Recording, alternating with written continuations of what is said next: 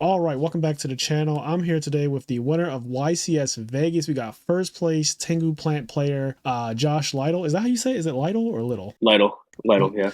Josh Lytle, and he played this deck you see before you, which is Tengu Plants. It's one of the best decks, if not the actual best deck of the format, despite what some delusional people out there might be trying to tell you. This deck is absolutely insane. This was the biggest tournament since 2011 that had Tengu in it. I think there were almost 300 players because it was like 96 teams, three people on each team. I think this tournament was a little bit bigger than Nationals last year. The first ever Ultimate Time was a tournament. But why don't you tell us a little bit about your experience and how you came up with your team? Because you teamed with two of your really close friends, and one of my close friends as well, Steve Silverman, was the Edison player on your team, and then you also teamed up with Nishad. So why don't you tell us how that came about? Yeah, so originally I wasn't going to go to Vegas.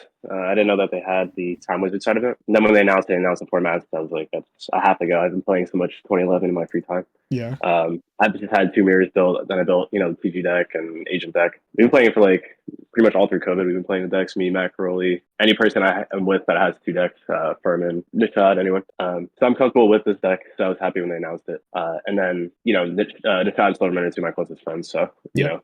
yeah, that's how the team came together and how I ended up being the Tengu player. I begged them to play with me. So, Yeah, Silverman was telling yeah, us. What I love though is that Silverman, as we know, he's three-time YCS champion. He's won two YCS in Vegas, I think, at this point, which is back to back. yeah, he's won Yeah. back-to-back Vegas YCSs prior to this. And this time he was like, you know what, I'm going to play in a side event, which is the first side event that they've ever had like this. But this tournament was, I'll consider this to be a major tournament, to be honest, because one, 300 players, there were a lot of good players, a lot of YCS champions. We had Anthony Alvarado was there. I played in it. Obviously, I scrubbed out. There was guys who've won like world championships in GOAT format, some of the best Edison players online. There were a lot of heavy hitters. A True Hero was in the tournament, our boy Luke Feeney. A lot of people who have topped the YCSs consistently like that. So there was some really stacked competition. And I think that speaks volumes for the fact that people do like playing in this very unique environment where it's like three different formats on each team. I think that this is something that Konami could do way more of. It's really, really fun. I know you had to have fun because you won the whole thing, which is insane. But Yeah. so when it comes to Tengu format, you prefer Tengu as your deck of choice? Like this is your favorite deck to play in this format? Yeah, definitely. I was definitely the most comfortable with it. I played a lot of TG to prepare because I thought, people wouldn't be too rehearsed in this format since they haven't had any, Konami sanctioned tournaments or YCSs in this level. Mhm.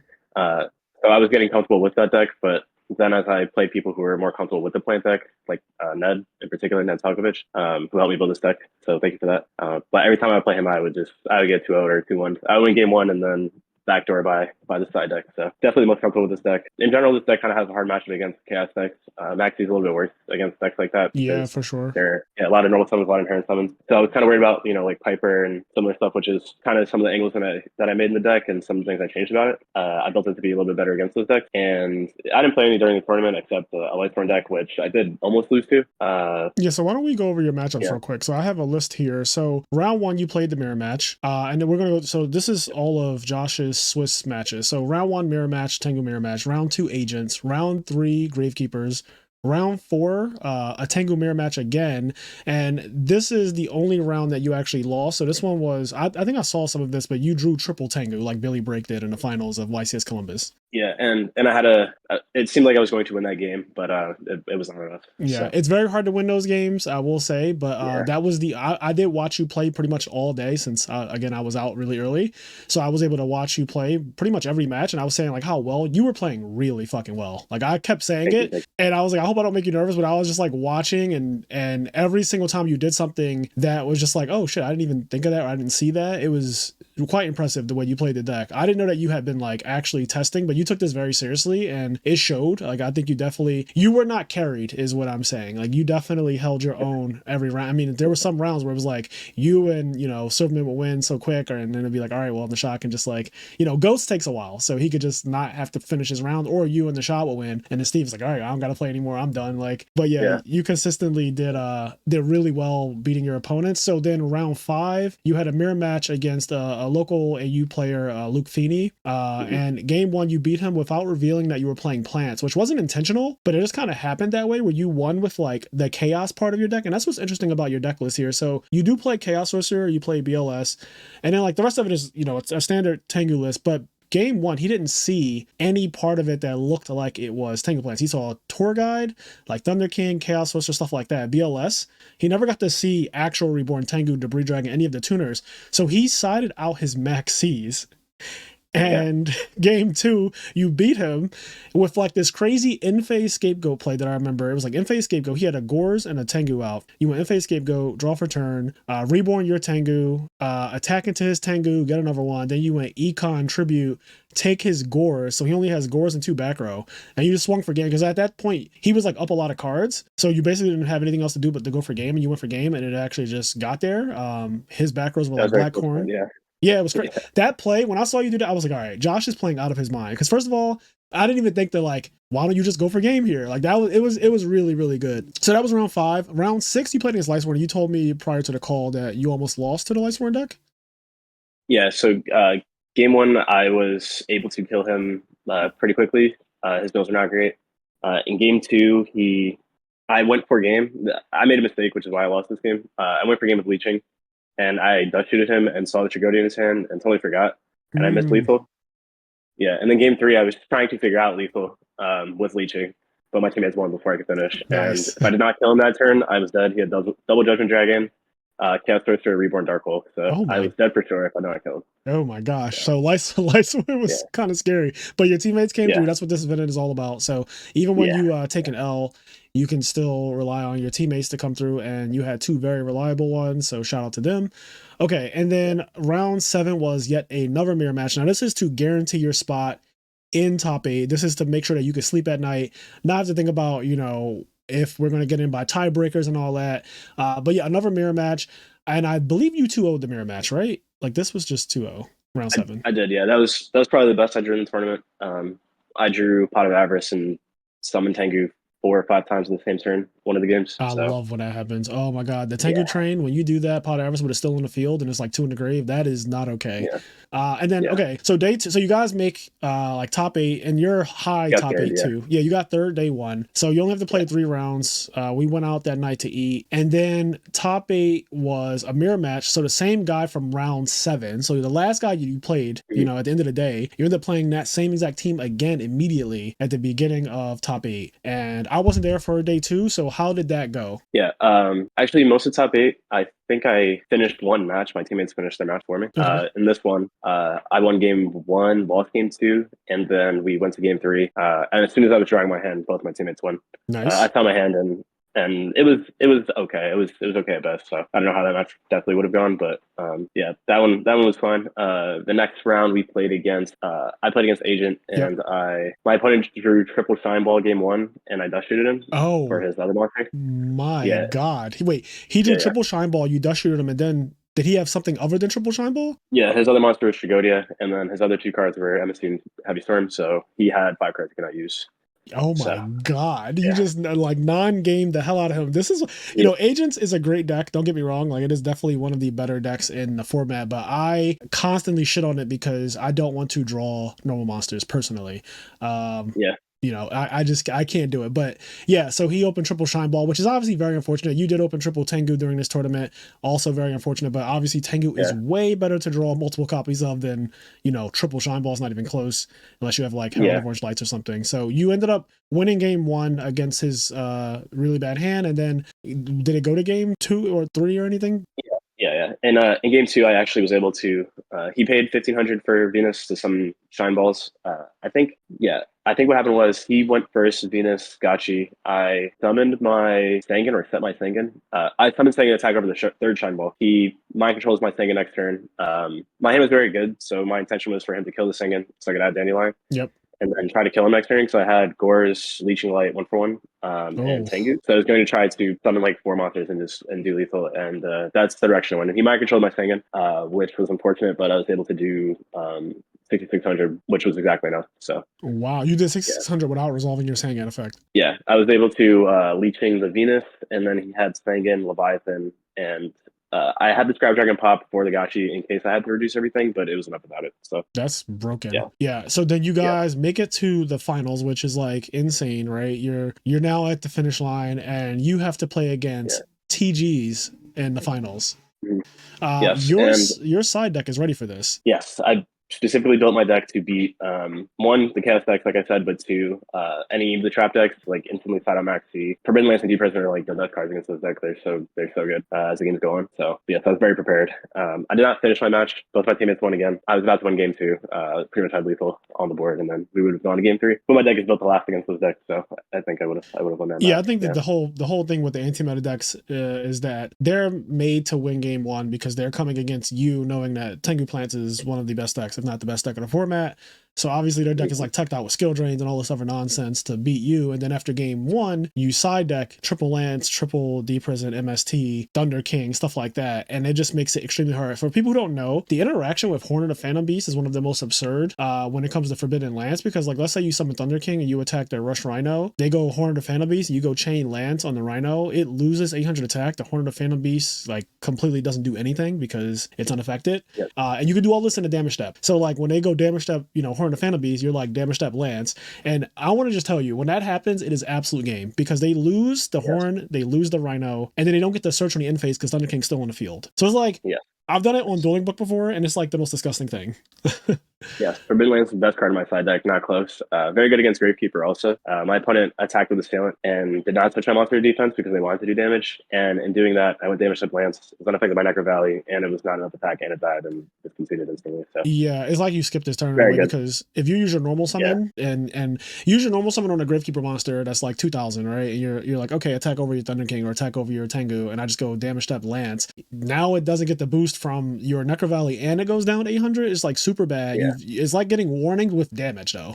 Yeah, it's like you've got warning with damage. It's really, really brutal. You use your battle phase, you use your normal summon, it's you lost a card. It's really bad. The whole interaction is just shitty. So Lance, I can see why that served you so well. So you mentioned that you built your deck in a way to deal with like chaos and TGs and stuff like that, and I see you do main deck Chaos Sorcerer here. You also play Arcanite Magician in the extra deck. So why don't you talk a little bit about that? How was that decision made for you, and how did that serve you during the tournament? Yes, the idea was totally from Ned Salkovich. So shout out to Ned Salkovich once again. The idea of Arcanite Magician is that so I had skills from Roach in the deck, like most of the Tengu decks. The extra deck looks exactly the same 15 cards every time. Yep. Roach almost never gets boarded in. Roach is the best against the Agent deck, but they have no level 4s other than like maybe Jupiter or Thunder King to take, or to Monster Reborn or something in order to make it with their monster. So enemy controller, mind controller, like worse than making Roach. And then in the mirror match, Roach is almost never good enough. If your opponent has like there's so many cards to outroach in the mirror match, like again, like econ special defense.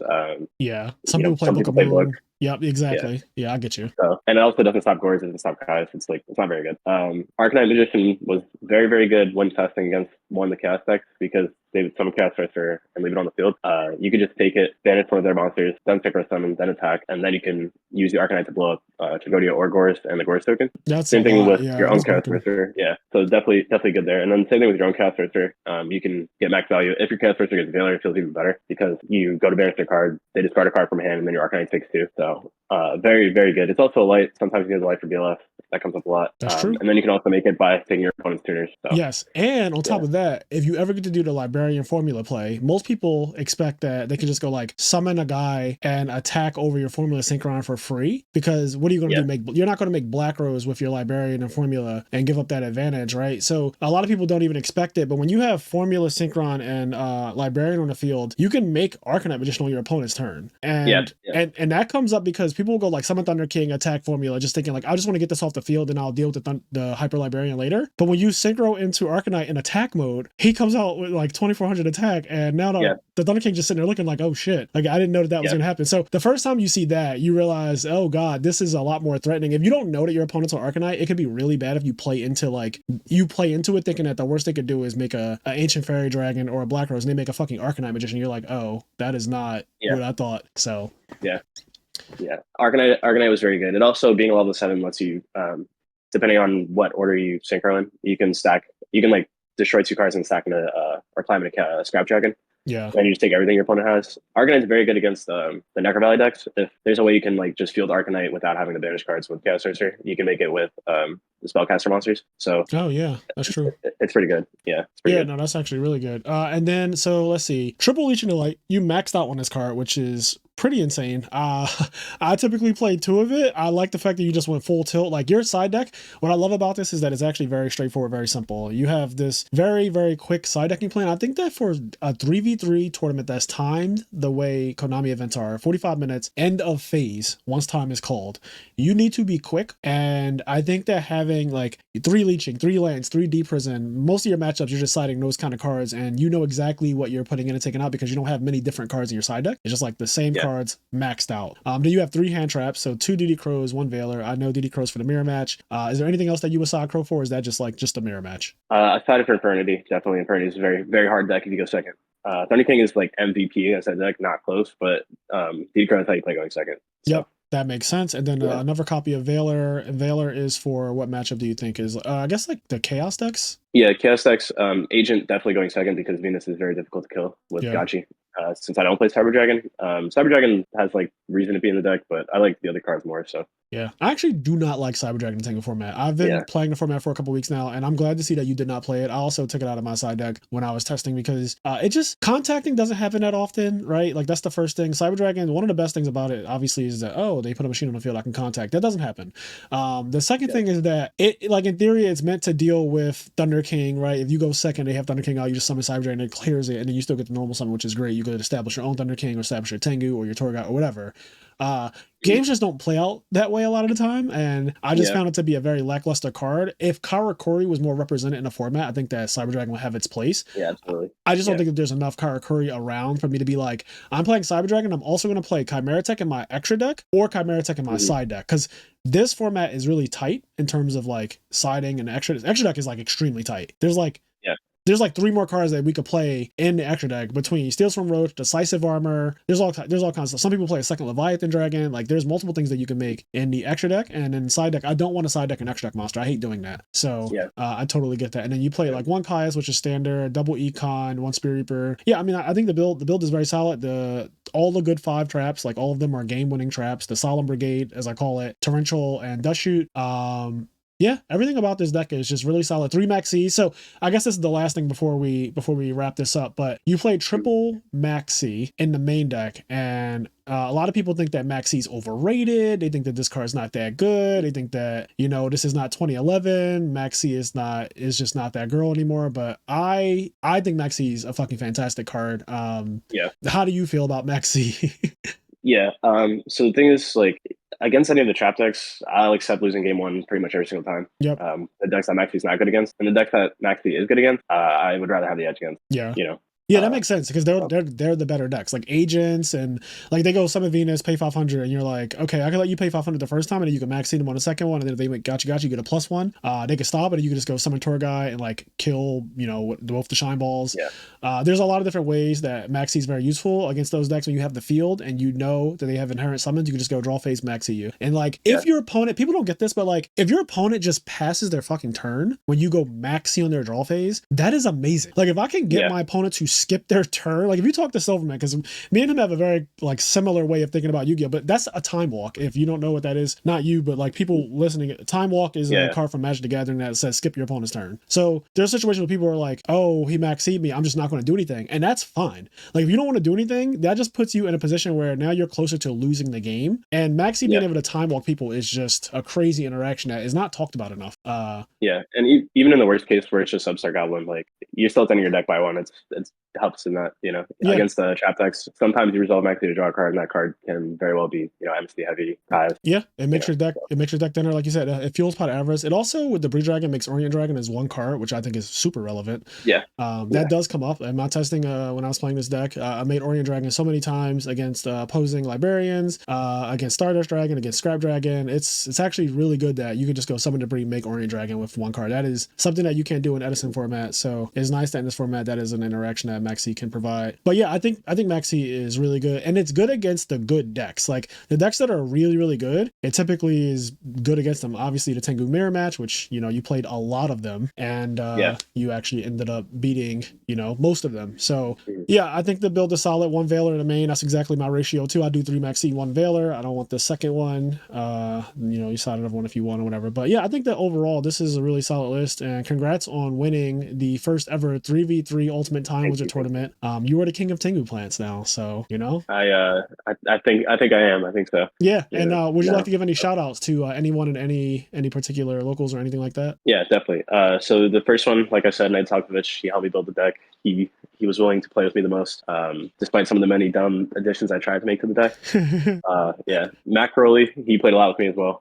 He played a lot of the trap decks that I wouldn't want to play against, practice against. That's important. Yeah. Yeah.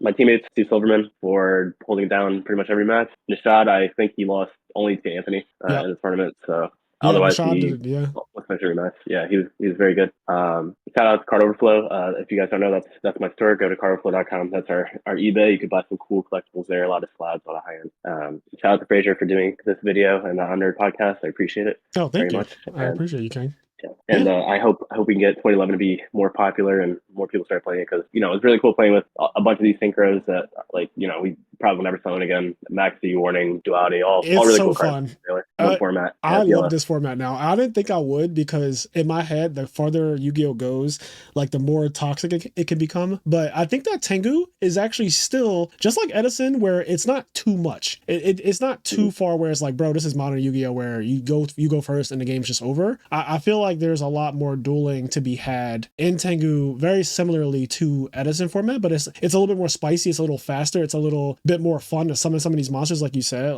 I think summoning Librarian is one of the best feelings in the world. Like resolving Librarian and then getting a Tengu coming out and then being like activate global and then synchro again for a Catastrophe against agents. That shit feels so good. Yeah.